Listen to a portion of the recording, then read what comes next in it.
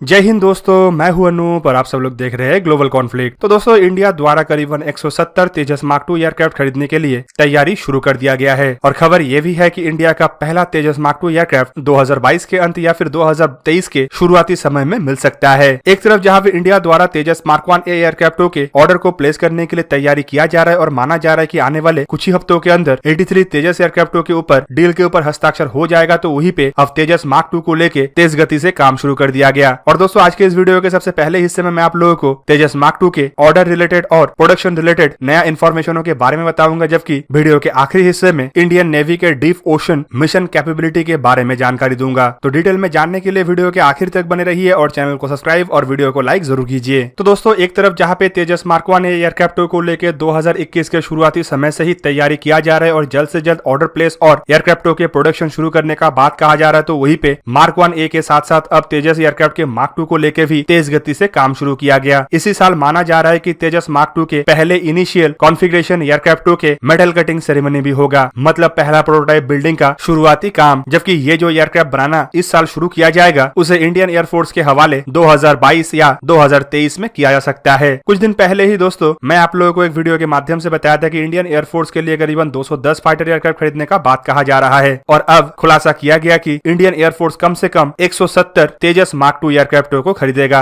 और नया अपडेट के मुताबिक अब खबर यह भी मिल रहा है कि इंडियन एयरफोर्स का जो Tejas mark II medium weight fighter aircraft है, उसका इनिशियल डिजाइन फेज 2020 के शुरुआती समय में ही कंप्लीट हो चुका था। डिजाइन के बेस पे हिंदुस्तान एरोनॉटिक्स लिमिटेड और DRDO के तरफ से टोटल 4 प्रोटोटाइप का निर्माण करना है, जिनमें से पहला प्रोटोटाइप के मेटल कटिंग सेरेमनी इसी साल अप्रैल महीने में किया जा सकता है। दोस्तों, साथ में मेटल कटिंग सेरेमनी के करीबन 16 से 18 महीने के अंदर ही पहला फाइटर एयरक्राफ्ट को रोल आउट करने का बात भी कहा जा रहा है। मतलब संभावित 2022 के अप्रैल महीने तक हमें मीडियम वेट मार्क II एयरक्राफ्टों के पहला प्रोटोटाइप देखने को भी मिल जाए। खबर ये भी दिया जा रहा है कि इंडियन एयरफोर्स के लिए बनाए जाने वाले हिंदुस्तान एरोनॉटिक्स लिमिटेड के ये मीडियम वेट फाइटर एयरक्राफ्ट के पहला उड़ान 2023 के सितंबर महीने तक किया जाएगा। जबकि इनिशियल डिजाइन फेज कंप्लीट होने के बाद माना जा रहा है कि एयरक्राफ्टों को बनाने के लिए जो रॉ मटेरियल और कंपोनेंटों की जरूरत पड़ता है, उसके ऊपर भी फिलहाल हिंदुस्तान एरोनॉटिक्स लिमिटेड की तरफ से काम किया जा रहा है। दोस्तों, DRDO की तरफ से जो 4 प्रोटोटाइप निर्माण करने का बात कहा जा रहा है, इसे कम से कम 4 साल तक टेस्ट के बीच से गुजारा जाएगा। मतलब हिंदुस्तान एरोनॉटिक्स लिमिटेड और DRDO की तरफ से ज्वाइंटली बनाया हुआ इक्विपमेंट और सब इक्विपमेंटों को इस एयरक्राफ्टों के द्वारा कम से कम 4 साल के ट्रायल के बाद ही इनिशियल कॉन्फ़िगरेशन एयरक्राफ्टों के प्रोडक्शन का अनुमति दिया जाएगा। दोस्तों, आपके जानकारी के लिए ये भी बता दूं कि इन एयरक्राफ्टों के ये जो 4 साल का ट्रायल है, ये लगभग 2026-2027 तक पूरा होने का संभावना है और उसके बाद ही तेजस मार्क II को लेके बड़े ऑर्डर को प्लेस किया जाएगा। इवन कहा तो ये भी जा रहा है कि तेजस मार्क II के ऑर्डर तभी प्लेस होगा जब तेजस मार्क I एयरक्राफ्टों के प्रोडक्शन पूरी खत्म होगा। मतलब अगर 2021 के शुरुआती समय में 83 तेजस मार्क I एयरक्राफ्टों का ऑर्डर प्लेस किया जाता है, तो संभावित ये 83 एयरक्राफ्ट मिलते मिलते 2026 के अंत या 2027 के शुरुआती समय तक इंतजार करना पड़े। इवन इस दरमियान हिंदुस्तान एरोनॉटिक्स लिमिटेड के तेजस एयरक्राफ्ट के प्रोडक्शन के कैपेसिटी को भी बढ़ाने का बात किया जा रहा है। पिछले हफ्ते के ही एक खबर के मुताबिक ये जिक्र किया गया था कि फिलहाल इंडियन एयरफोर्स के लिए ऐसे तेजस एयरक्राफ्टों को सालाना 8 से 10 एयरक्राफ्ट के दर पे निर्माण किया जा सकता है, जबकि इसे 2022 तक बढ़ा के दुगना करने का बात भी कहा जा रहा है। दोस्तों, तेजस एयरक्राफ्टों के प्रोडक्शन को लेके ये भी कहा जा रहा है कि बड़े मात्रा में प्राइवेट पार्टनरों को भी इसमें जोड़ा जाएगा। फिलहाल तेजस मार्क I एयरक्राफ्टों के फ्यूसेलाज और अन्य इक्विपमेंटों को बनाने के लिए भी प्राइवेट कंपनियों को शामिल करने का बात कहा जा चुका है, जबकि तेजस मार्क II के मामले में प्राइवेट कंपनियों के भागीदारी को और बढ़ाया जाने का संभावना इसीलिए भी है क्योंकि हिंदुस्तान एरोनॉटिक्स लिमिटेड के प्रोडक्शन में रोल को कम किया जा सके, ताकि नए एयरक्राफ्टों के डेवलपमेंट में हिंदुस्तान एरोनॉटिक्स लिमिटेड ज्यादा फोकस कर सके। तेजस मार्क II के साथ साथ माना जा रहा है कि पैरेलली AMCA मार्क I एयरक्राफ्टों का भी प्रोडक्शन किया जाएगा और इसमें भी प्राइवेट कंपनियों को बड़े मात्रा में जोड़ा जाएगा। लेकिन AMCA मार्क II एयरक्राफ्टों के प्रोडक्शन से पहले ही तेजस मार्क II के ऑल एयरक्राफ्ट को निर्माण करने का भी बात कहा जा रहा है। संभावित तेजस मार्क II के जो 170 एयरक्राफ्टों का ऑर्डर का बात कहा जा रहा है, इनमें से सभी एयरक्राफ्ट इंडिया को 2035 या उससे 2-1 साल बाद में मिल जाएगा। इन तेजस मार्क II एयरक्राफ्टों को मार्क I एयरक्राफ्टों से भी आधुनिक करने के लिए कई हद तक इंप्रूवमेंट भी किया जा रहा है, जिनमें सबसे बड़ा इंप्रूवमेंट ये है कि एयरक्राफ्टों के पेलोड कैपेसिटी को बढ़ाना। मार्क II एयरक्राफ्टों के वजन को लेके अभी से ये भी कहा जा रहा है कि इसका एम्प्टी वेट करीब 7,850 किलोग्राम और ग्रॉस वेट करीबन 11,300 किलोग्राम तक होगा, जबकि इसका maximum take off weight 17,500 kilogram तक होगा। वहीं पे एयरक्राफ्ट 3,400 किलोग्राम के फ्यूल कैरी कर सकेगा और साथ में 6.5 टन टोटल वजन को लेके उड़ान भर सकेगा। एयरक्राफ्टों में हथियारों को भी लगाने बनाने के लिए 11 हार्ड पॉइंट लगाया जाएगा, जिसके बदौलत ये एयरक्राफ्ट कई तरीके के आधुनिक हथियारों को लॉन्च कर सकेगा। इन एयरक्राफ्टों को लेकर यह भी कहा जा रहा है कि राफेल के जैसे ही इसे एक आधुनिक एयरक्राफ्ट में तब्दील किया जा रहा है, जो लगभग हर एक मिशन को अंजाम दे पाएगा और वो भी बाखूबी तरीके से। दोस्तों अब चलिए जानते हैं इंडिया के डीप ओशन मिशन कैपेबिलिटी के बारे में। आज के दिन union science and technology minister doctor Harshvardhan के तरफ से सागर अग्निशिखा नामक एक जहाज को लॉन्च किया गया, जिस जहाज के पास 15 से 20 साइंटिस्टों को लेके समुद्र में डीप ओशन सर्वे और डीप ओशन रिसर्च के क्षमता है। उनके मुताबिक इस जहाज के द्वारा अब इंडियन नेवी समुद्र के नीचे रिसर्च के काम को अंजाम दे पाएगा और जहाजों के पास बेहतरीन लेबोरेटरी है जिसमें इन मिशनों को अंजाम दिया जा सकेगा। जबकि उनके द्वारा बयान देते हुए ये भी बताया गया है कि इंडिया के तरफ से अब ऐसे जहाजों के ऊपर भी काम किया जा रहा है जो 3 किलोमीटर से भी अधिक गहराई तक साइंटिस्टों को ले जा पाए, ताकि वहां पे कुछ स्पेशल रिसर्च के कामों को अंजाम दिया जा सके। दोस्तों ये जो सागर अग्निशिखा जहाज है, ये सागर तारा जहाज के जैसे ही हर तरीके के मिशन को अंजाम दे सकता है, लेकिन इंडिया अपने फ्यूचर के जरूरत को देखते हुए और भी आधुनिक जहाजों को बनाने का तैयारी कर रहा है। फिलहाल ये जो जहाज है, ये 6 घंटे तक समुद्र के नीचे साइंटिस्टों को रिसर्च करने का फैसिलिटीज प्रोवाइड करता है, लेकिन इंडिया ऐसे जहाजों को बनाना चाहता है जो समुद्र के नीचे 3 किलोमीटर के गहराई तक भी साइंटिस्ट को ले जा सके और वहां पे करीबन 16 घंटा साइंटिस्ट रह के अपने मिशनों को या रिसर्चों को अंजाम दे सके। दोस्तों ऐसे रिसर्च वेसल इंडिया को वेदर फोरकास्टिंग और साइक्लोन जैसे घटनाओं के बारे में जानकारी दे सकता है, जो कोस्टल प्रोटेक्शन और नेचुरल डिजास्टर को मैनेज करने में काफी ज्यादा मददगार होता है। आप सब लोगों को 2004 के सुनामी के बारे में पता ही होगा। उस समय सुनामी की वजह से जितना बड़ा तबाही हुआ था, उसके बाद दुनिया के प्रमुख देशों के तरफ से ऐसे नेचुरल डिजास्टर को पहले से ही जानने के लिए तैयारी किया जा रहा है और भारत अब ऐसे देशों में शामिल है जो कई घंटे और कई हफ्ते पहले से ही ऐसे तबाहीपूर्ण नेचुरल डिजास्टर को ट्रैक और उसके बारे में सटीक जानकारी हासिल कर सकता है। जबकि डॉक्टर हर्षवर्धन की तरफ से यह भी बताया गया है कि इस तरीके के जहाज इंडिया के साइंस एंड रिसर्च सेक्टर को और उन्नत कर सकेगा और साथ में ये इंडिया के IIT, इसरो और DRDO के जैसे ऑर्गेनाइजेशन के साथ मिलकर आने वाले समय में काम करेगा। दोस्तों फिलहाल की इंडिया के अगर कैपेसिटी को देखें तो इंडिया के पास ऐसे जहाज है जो 15 से 20 साइंटिस्टों को एकोमोडेट कर सकता है, लेकिन आने वाले समय में इस कैपेसिटी को और मजबूत किया जाएगा ताकि इंडिया आसानी से अपने ब्लू इकोनॉमी को भी एक्सप्लोर कर सके और अंडर वाटर रिसर्च, सर्वेलेंस और मैपिंग जैसे कामों को भी महत्वपूर्ण तरीके से अंजाम दे सके। दोस्तों इस तरीके का काम खाली इंडिया के ब्लू इकोनॉमी या साइंस या रिसर्च सेक्टर में इंडिया को मदद नहीं करेगा, बल्कि आने वाले समय में ये एक तरीके से देखे तो इंडिया के इकोनॉमी का भी एक बैकबोन होगा। समुद्र के नीचे बहुत सारे नेचुरल रिसोर्सेज छुपे होने का बात बीते कई सालों से कहा जा रहा है, लेकिन इस तरीके के जहाज के द्वारा उसका सटीक जानकारी और लोकेशन के बारे में पता लगाना संभव हो पाएगा। साथ में इस तरीके के जहाज इंडिया के डिफेंस सेक्टर को भी मजबूत करेगा, क्योंकि इससे अंडर वाटर मैपिंग जैसे मिशनों को भी अंजाम दिया जा सकता है, जो भविष्य में जहाजों को एक जगह से दूसरी जगह आसानी से जाने में भी मदद करता है। तो दोस्तों ये था आज का वीडियो। अगर आपको वीडियो अच्छा लगा तो इसे लाइक कीजिए और मेरे चैनल को सब्सक्राइब कीजिए और साथ में बना हुआ बेल आइकन को भी प्रेस कर दीजिए ताकि आप मेरा वीडियो देख पाए सबसे पहले। जय हिंद।